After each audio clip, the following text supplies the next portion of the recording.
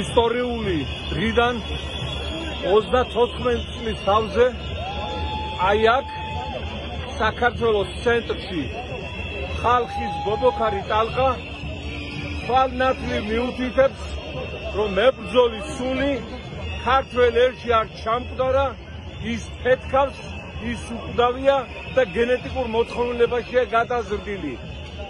აი ეს დღე, ეს უმაგრესი ხალხის თავმოყრა მიანიშნებს და დასტურებს იმას, რომ დამოუკიდებლობისა და თავისუფლებისათვის ბრძოლა გაგრძელდება სრულ გამარჯვებამდე.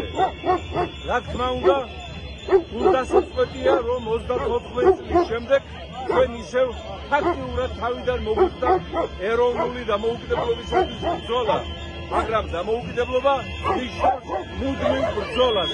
ჩვენ აი ამ პროცესში ვართ ჩართული, რომელიც შეუძლებელია შეწყდეს და ეს ხალხის ტალღა წეს არა მარტო საქართველოს, არამედ მთელი კაცობრიობის ისტორიას თავისუფლებისა და დემოკრატიისათვის ბრძოლის დიდ გზაზე და დღეს მთელი დემოკრატიული სამყარო საქართველოს გვერდით არის.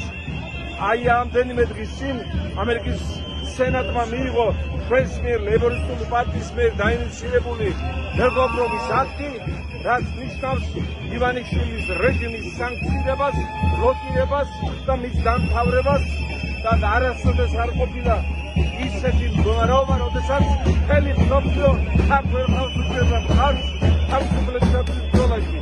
დადგა ეს ჟამი დაგვირგვინებული იქნება ძალიან დიდი გამარჯვებით, საქართველოს გამარჯვებით, თავისუფლებისა და დამოუკიდებლობის უმაღლეს მისიას.